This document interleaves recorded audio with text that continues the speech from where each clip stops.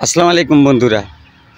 বন্ধুরা, 2 দিন তুষার বৃষ্টি হওয়ার পর এই সমস্ত জমিগুলো এখন খালি হয়ে রয়েছে। এই সমস্ত জমিলে বিভিন্ন সোনালী ফসল ছিল। এখন ছাগল এই মাঠে এখন ঘাস খাচ্ছে। রোদ্রের কি তাপ, রোদ্রের অনেক তাপ। এদিকে এক খালা গরু বাঁধতেছে মাঠে, এদিকে অনেক সবিন আছে। সবিন খেতে এক চাচা কাজ করছে, সবিন তুলতেছে।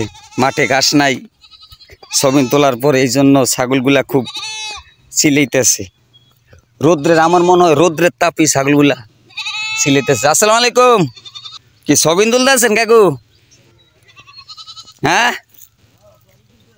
সবিন তো ফসল ভালো হয় না, ওই হেন থেকে দেখছি।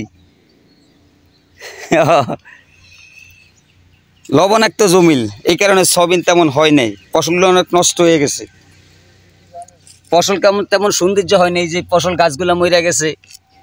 এই কৃষক ভাইরা অনেক কষ্ট কালাস করে, অনেক ঘাম ঝরিয়ে এই সমস্ত ফসল করে, কিন্তু পরিপূর্ণ ফসল না হলে কৃষকের মুখে হাসি ফোটে না।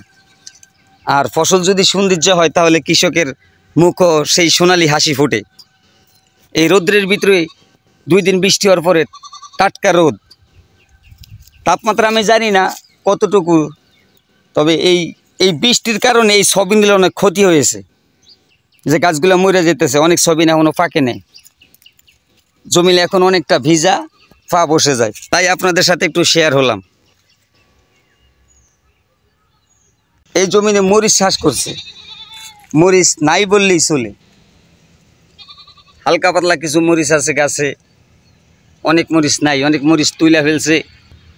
তাই এখন মরিচ নাই বললেই চলে। কিছু কিছু গাছে এখনও মরিচ আছে, বা এদিকে কিছু কিছু গাছে আবার নতুন করে ফুল ফুটতেছে।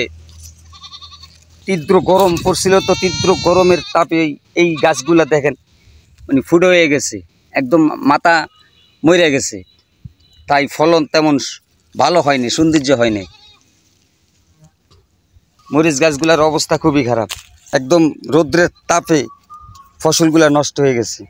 এরকম হয়তো বাংলাদেশের বিভিন্ন অঞ্চলেই এই বছর যেই আপনার রৌদ্রের যে তাপ, এই তাপের কারণে অনেক ফসলই নষ্ট হয়ে গেছে।